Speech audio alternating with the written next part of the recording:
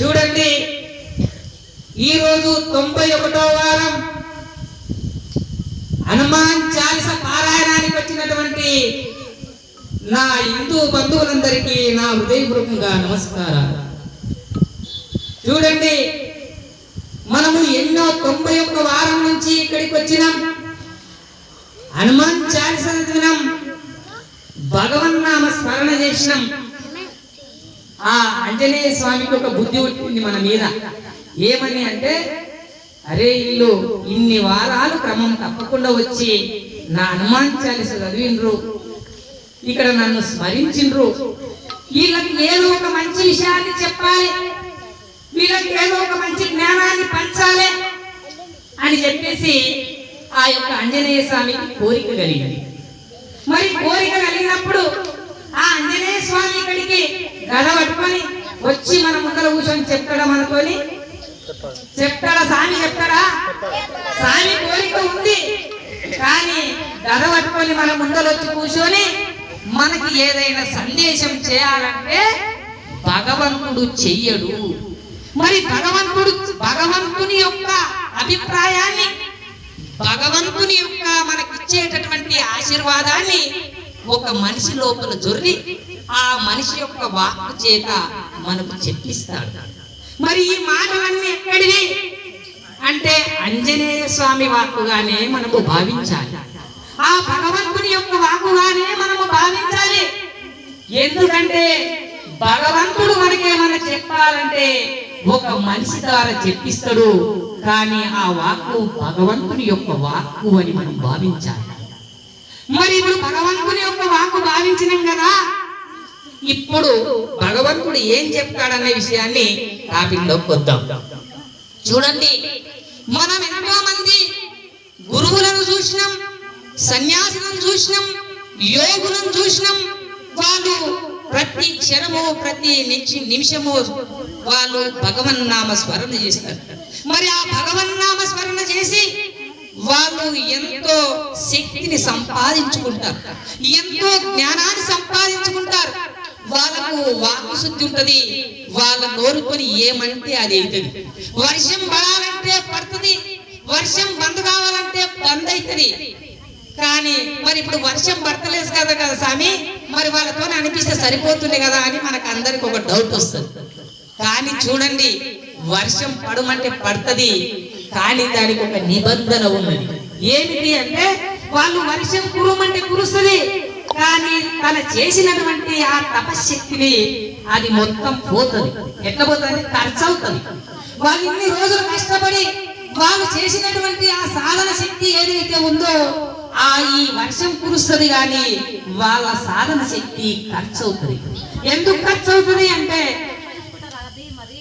అది లోక కళ్యాణార్థం కోసం. అయితే లోకములో మంచిది అంటే వాళ్ళు మితిమీరినప్పుడు, ఇక పోతారు అందరు అన్నప్పుడు, ఇక ఇది మించుకొచ్చింది అన్నప్పుడు అది మానవులకే దారపోస్తారు. కానీ వీళ్ళని కొంత హింసిస్తే, కొంత బాధ పెడితే కొంత దారికి వస్తారు అన్నటువంటి ఉద్దేశంతో వాళ్ళు ఆనబడతారు. మన పిల్లలు అడుగుతారు, దుకాణం పోయి అది తెచ్చుకుంటా ఇది తెచ్చుకుంటా, అడిగినప్పుడల్లా దుడ్లీయం, వీడు తిని ఏది తిని చెడిపోతాడో అని చెప్పేసి మనము ఆచితూచి చాక్లెట్లు తింటే అరే పండ్లు ఖరాబ్ అయితాయిరా అంటాం, ఐస్ క్రీమ్ తింటే సర్ది అవుతుందిరా అంటాం. అంటే వాళ్ళు కూడా కొంత ఆచి చూసి అడుగేస్తారు. మరి అటువంటి శక్తి ఈ సాధులకు, సత్పురుషులకు, సన్యాసులకు ఉంది కదా. మరి వాళ్ళు నిరంతరం భక్తి అంటే వాళ్ళు పెళ్లి చేసుకోకుండా ఆ సన్యాస దీక్ష తీసుకొని వాళ్ళు ఆ విధంగా కష్టపడ్డారు కాబట్టి వాళ్ళకి ఆ శక్తి వచ్చింది. మరి వాళ్ళకు వచ్చినటువంటి శక్తి మనకు కూడా వస్తుందా? మనకేమన్నా అవకాశం ఉన్నదా అంటే మనకు కూడా ఆ అవకాశం ఉన్నది. మనం పెళ్లిళ్ళు చేసుకున్నాం, పిల్లల్ని కన్నాం, తర్వాత సంసార బాధ్యతలు ఉన్నాయి, సంసార బరువు బాధ్యతలు మన మీద ఉన్నాయి. అయినప్పటికీ వాళ్ళకి ఎటువంటి శక్తి ఉందో, ఎటువంటి పవర్ ఉందో, ఎటువంటి వాక్శుద్ధి ఉందో అది ప్రతి మానవునికి కూడా సాధ్యమే. అది ఎట్లా సాధ్యం అంటే చూడండి, ఆ రోజు సతీ అనసూయ ఆ నర్మద అనేటటువంటి వ్యక్తి ఆమె సంసార యోగంలో ఉన్నది, కుటుంబ యోగంలో ఉన్నది. అయినప్పటికీ ఆ భర్త కోసం ఆ సూర్య భగవానుని ఆగు అంటే ఆగింది. మరి పోతులూరి వీరబ్రహ్మేంద్ర స్వామి కూడా భార్య పిల్లలందరూ ఉన్నారు. కలియుగం అంతా అయ్యేంత వరకు ఏమేం జరుగుతుందో ముందే ఆయన కాలజ్ఞానంలో రాయడం జరిగింది. ఆయన కూడా సంసార యోగంలోనే ఉన్నాడు. అదే విధంగా భక్త ప్రహ్లాదుడు, తర్వాత వీళ్ళు భక్త ఎవరంటారు తుకారాము, తర్వాత వీళ్ళందరూ అన్నమాచార్యులు, వీళ్ళంతా కూడా సంసార యోగంలో ఉండి వాస్త్రాశ్రమంలో ఉండి వాళ్ళు అపారమైనటువంటి శక్తిని కూడగట్టుకున్నారు. మరి మన ఇంట్లో వస్తున్నప్ప ఆ శక్తి అంటే చూడండి, స్త్రీలు ఉన్నారు. ఈ స్త్రీలు ఎవరైతే ఆడపిల్లలు ఉన్నారో ఒక చిన్ని కథ చెప్తాను. ఏంటి అంటే ఒక ఇల్లాలు ఇంట్లో ఉన్నది. అక్కడ ఒక గురువు, ఒక సన్యాసి దీక్ష అక్కడ భిక్ష కోసం అని చెప్పేసి ఆ ఇంటికి వస్తాడు అన్నమాట. ఆ ఇంటికి వచ్చి ఇంటి ముందర ఇంట్లో అమ్మవారు ఉన్నారు, ఒక ఇల్లాలు ఉన్నది. బయట మూటకాడొచ్చి భవతి భిక్షాందేయి అంటాడు. అన్నప్పుడు ఆమె ఇంట్లో భర్త సేవలో ఉంటది, పలకదు, రాదు. మళ్ళా భవతి భిక్షాందేయి కూర్చోండి బాబు, భవతి భిక్షాందేయి అంటాడు. మళ్ళీ ఆమె రాదు. అట్లా ఒకసారి, 2 సార్లు, 3 సార్లు, 4 సార్లు పిలిచినా రాదు. తుదకు ఆ వచ్చినటువంటి ఆ గురువుకు కోపం వస్తుంది. కోపం వచ్చి ఆయన చేతిలో, గురువుల దగ్గర కమండలం ఉంటది కదా చేతుల, దీంతో నీకు ఆ నీళ్లు తీసుకొని నీళ్ళు చల్లి శపిద్దామని చెప్పేసి ఆయన గురువు అనుకుంటాడు. ఆ చెంబులో నీళ్ళు తీసుకొని చల్లేటటువంటి సమయం లోపల ఆ ఇంట్లో ఉన్నటువంటి ఇల్లాలు ఎవరైతే ఉందో అప్పుడు ఒక ఇంట్లో ఉన్నటువంటి ఒక ఫలాన్ని, ఒక మామిడి పండును తీసుకొని బయటకు వస్తుంది.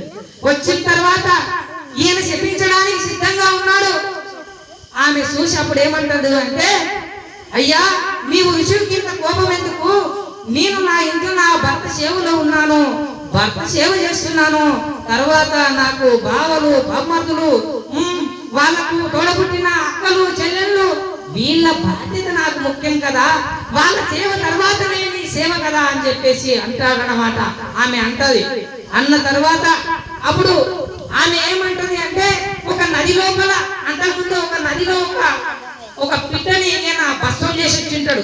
నీవు ఆ నదిలో పిట్టని నీవు భస్మం చేసి వచ్చినావు కదా, ఆ పిట్ట లాంటి వాడిని కాను నేను కూడా ఒక ధర్మము, ఒక గృహస్థాశ్రమంలో ఉన్నప్పటికీ నా లోపల నా భార్య, పిల్లలు, నా భర్త సేవనే నాకు ముఖ్యం కదా అని చెప్పేసి అంటది. అప్పుడు ఆయనకు అరే ఆ నదిలో నేను పిట్టను భస్మం చేసిన సంగతి ఈమెకి ఎట్లా తెలిసింది అని అనుకుంటాడు అనమాట. అనుకొని అమ్మా నీ గురువు ఎవరు, నీకు ఇంత శక్తి ఎట్లా వచ్చింది అని అడిగితే, నాకు గురువు ఎవరు లేరు, నా కర్తవ్యాన్ని నేను సక్రమంగా నిర్వర్తించిన, నా భర్త సేవ చేసిన, నా భావలకు అందరినీ కూడా వాళ్ళ సేవ చేసిన, మా ఆడపిల్లల సేవ చేసిన, నా కర్తవ్యం ఏందో నేను సక్రమంగా నిర్వహించిన, అందుకే నాకు ఇటువంటి శక్తి వచ్చింది అంట. చూడండి, మనకెవరైనా పెద్ద మనుషులు మన ఇంట్లో ఉంటే, మన ఒక అత్తామామలు మన ఇంట్లో ఉంటే మనం అదృష్టం అనుకోవాలి. ఎందుకు అంటే వాళ్ళు ఉండి మనకు సేవ చేసుకొని, వాళ్ళకి సేవ చేసుకొని మనం పుణ్యం సంపాదించడానికి వాళ్ళు మనకు దోహదపడతారు. కాబట్టి మరి అత్తమామలు లేకపోతే మనకు సేవ చేసుకునే అవకాశం లేదు. ఒక బావలు, తర్వాత మర్దులు ఉంటే వాళ్ళకి సేవ చేసుకునే అవకాశం మనకు లభిస్తుంది. అంటే భగవంతుడు వీళ్ళని మన దగ్గర ఉంచిందంటే మనకు ఒక సేవ చేసుకునేటటువంటి అవకాశాన్ని మనకు భగవంతుడు ఇచ్చిండు అని అనుకోవాలి. మరి ఇంకొకటి చూడండి, మనం చాలా మంది, ఒక అమ్మాయి ఉంటది, ఆయనకు బాగా తాగోతులోడు, హింసించుతోడు దొరికింది అనుకోండి. మరి దాని కారణం ఏంటి అంటే, ఈమె గతంలో చేసుకున్నటువంటి కర్మ ఏదైతే ఉందో, గతంలో చేసుకున్నటువంటి పాపం ఏదైతే ఉందో, ఆ పాప ఫలితంగానే ఆయన తాగేటోడు, తర్వాత ఒక చెడ్డ పనులు చేసేటోడు ఈమెకు భర్తగా వచ్చి ఈమెకు మనశ్శాంతి లేకుండా చేస్తుండు అంటే ఈమె చేసుకున్న కర్మ బాగలేదు అని దాని అర్థం.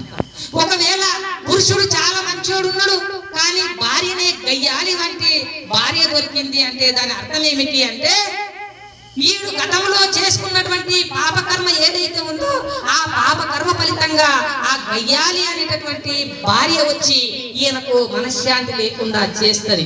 అంటే మనకు మంచి భార్య దొరికిన గతంలో చేసుకున్న పుణ్య ఫలితమే మనకు మంచి భర్త లేకపోయినా అది మనం గతంలో చేసుకున్నటువంటి పాపకర్మమే. అంటే దీన్ని బట్టి మనకి ఏమర్థం అయిపోయింది అంటే మనకు ఎటువంటిది ఏది దొరికినా అది మనం చేసుకున్న కర్మను బట్టి మనకు దొరుకుతుంది. అదే చూడండి, ఇంతకు ముందు అమ్మగారు ఏమన్నారంటే మనకు అసలైన ఐశ్వర్యం ఏదయ్యా అంటే అసలైన ఐశ్వర్యము ఎవడైతే నిత్యము భగవంతుని పూజిస్తాడో, ఎవడైతే భగవంతుని నిత్యం ఆరాధిస్తాడో, ఎవడైతే భగవంతుని నిత్యం స్మరించుతాడో అదే అసలైన ఐశ్వర్యము. ఎందుకు అది అసలైన ఐశ్వర్యం అంటే ఈ రోజు ఉన్నటువంటి ఐశ్వర్యము రేపు ఉండొచ్చు, రేపు లేకపోవచ్చు. ఈడు పోయిన తర్వాత నీ వెనక వచ్చేది కాదు. కానీ నీవు భగవంతుని సేవ చేసినా, నీవు భర్త సేవ చేసినా, నీవు అత్తమామల సేవ చేసినా, నీ తోబుట్టువుల సేవ చేసినా, ఈ భగవన్ నామస్మరణ చేసినా ఇది ఈ జన్మలోనే కాదు వచ్చే జన్మలో కూడా నీకు పలికొచ్చేటటువంటి ఐశ్వర్యము. మరి ఇంకొకటి ఏమిదయ్యా ఐశ్వర్యము అంటే చూడండి, మనకు ఏదైతే మనకు పిల్లలు ఉన్నారనుకోండి, పిల్లలు ఉన్నారంటే మనం ఐశ్వర్యవంతులమే. ఎందుకంటే ఆ పిల్లల్ని కొన్ని కోట్ల ఇక్కడ 10 కోట్లు పెట్టినా ఇక్కడ పిల్లల్ని పెట్టినా నువ్వు ఏం తీసుకుంటావు అంటే పిల్లల్ని తీసుకుంటా. 10 కోట్ల కన్నా పిల్లలు ఎక్కువనే కదా. నీకు పిల్లలు ఉన్నారంటే 10 కోట్ల ఆస్తి నీకు ఉన్నట్లే కదా. ఒక పిల్లలే లేకపోతే నీకు 10 కోట్ల ఆస్తి లేనట్లే కదా. అంటే దీని అర్థమైంది అంటే 10 కోట్ల కన్నా పిల్లలు విన్నా. చూడండి, మనం ఇంకా రకరకాలైనటువంటి సందర్భాలు చెప్పవచ్చు. పిల్లలు కావచ్చు, ఇప్పుడు భగవంతుడు మనకి ఇచ్చిండు, ఇక్కడ నిలబడి మాట్లాడుతున్నాము, మంచి విషయాలు చెప్తున్నాము అంటే ఇది కోట్లాది కోట్లతో కూడుకున్నటువంటి ఐశ్వర్యము. ఇది కొన్ని లక్షలు పెట్టినా రాదు అంటే స్పష్టంగా నిర్భయంగా ఇట్లా మాట్లాడేటటువంటి వాక్కు మనకున్నది అంటే ఇది కోట్లాది కోట్లతో కూడుకున్నటువంటి ఐశ్వర్యము. మనకు పిల్లలు ఉన్నారంటే ఐశ్వర్యము, మంచిగా మాట్లాడుతున్నామంటే ఐశ్వర్యము. మనకు ఏ వ్యాధులు లేకుండా, షుగర్ లేకుండా, బీపీ లేకుండా, రకరకాలైనటువంటి రోగాలు లేకుండా మనం తిన్నది అరుగుతుంది, జీర్ణం అవుతుంది, మనం పనుకుందానే నిద్ర వస్తుంది, మనము నిద్రించగానే నిద్ర వస్తుంది, మనకి ఎలాంటి టెన్షన్స్ లేవు, ఎలాంటి బాధలు లేవు అని మనం ఎప్పుడైతే మనము నిర్భయంగా ఎప్పుడైతే ఎలాంటి కష్టాలు లేకుండా ఉన్నామో అదే అసలైన ఐశ్వర్యము. మనకు ఎంతో మంది లక్షలున్నా, కోట్లు ఉన్నా టాబ్లెట్ వేసుకుంటే గానీ నిద్ర రాదు, టాబ్లెట్ వేసుకుంటే గానీ దొడ్డికి రాదు, టాబ్లెట్ వేసుకుంటే గానీ వానికి మనశ్శాంతి లేదు. మరి అటువంటిప్పుడు మనకి ఈ మనశ్శాంతి రావాలంటే మనకు ఇవన్నీ కూడా ఐశ్వర్యాలే. ఇటువంటి ఐశ్వర్యాన్ని మనం సంపాదించుకోవాలి. తర్వాత చూడండి, ఇక్కడ చిన్న చిన్న పిల్లలు వచ్చిండ్రు. ఈ చిన్న పిల్లలు ఏం చేయాలంటే రేపు మీ యొక్క అమ్మా నాన్నలని తోలుకొని రావాలి. వచ్చేవారు ఎందుకు తోలుకొని రావాలి? మీరు రావడం సంతోషం, కానీ మీ అమ్మా నాన్నలను ఎందుకు తోలుకొని రావాలంటే సంసారం అంటే కట్టిబడిపోయి యుద్ధం చేయడం ఎట్లాగో సంసారం చేయడం కూడా అట్లాగే. ఆ సంసారంలో ఈదాలంటే, ఆ సంసారంలో విజయం సాధించాలంటే, ఆ సంసారం అనేటటువంటి సాగరం మనము దాటాలంటే ఈ హనుమాన్ చాలీసా లాంటి ఒక కత్తి మనలో ఉండాలి. మన లోపల భగవంతుని యొక్క శక్తి మనలో ఉండాలి, భగవంతుని అనుగ్రహం మన మీద ఉండాలి. ఆ భగవంతుని అనుగ్రహంలో ఉండాలంటే మీ అమ్మా నాన్నలు సంసారాలు చేస్తున్నారు కాబట్టి వాళ్ళకు శక్తి తొందరగా అవసరము. అందుకే మీ అమ్మా నాన్నలు తప్పకుండా వచ్చే వారం వచ్చేటట్టు మీరు అందరూ కూడా ప్రయత్నం చేయాలి. వచ్చే వారం ప్రయత్నం చేసి వాళ్ళను కూడా తోలుకొచ్చేటటువంటి ప్రయత్నం చేయాలి. ఎందుకంటే ఈ హనుమాన్ చాలీసాలో ఒక అపారమైన శక్తి ఉన్నది. పెళ్లి కాని పిల్లలు హనుమాన్ చాలీసా చదివితే మంచి భర్త వస్తాడు, పెళ్లి కాని పిల్లలు హనుమాన్ చాలీసా చదివితే మంచి భార్య వస్తుంది. పెళ్లి కాని పిల్లలు బండి మీద పోతుంటే వారు కాళ్ళు తిరిగి కాళ్ళు దిగిపోయి రోడ్డు మీద పడేటోడు కనీసం గోరెరుగుతుంది అంటే హనుమాన్ చాలీసతో సాధ్యం కానిది, భగవన్ నామస్మరణతో సాధ్యం కానిది భూమి మీద ఏది లేదు. నీవు ఏది కోరుకున్నా, ఏది అనుకున్నా, నీవు భగవంతుని మీద నమ్మకం పెడితే అది తప్పకుండా నెరవేరుతుంది. అటువంటి శక్తి హనుమాన్ చాలీసకున్నది. ఆ విష్ణు సహస్రనామానికి ఉన్నది, లలిత అష్టోత్తరంకు ఉన్నది, లలిత సహస్రనామానికి ఉన్నది.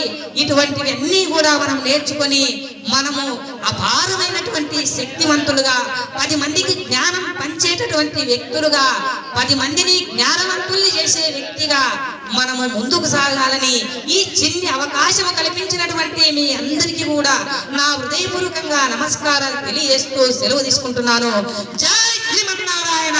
జై శ్రీమన్నారాయణ.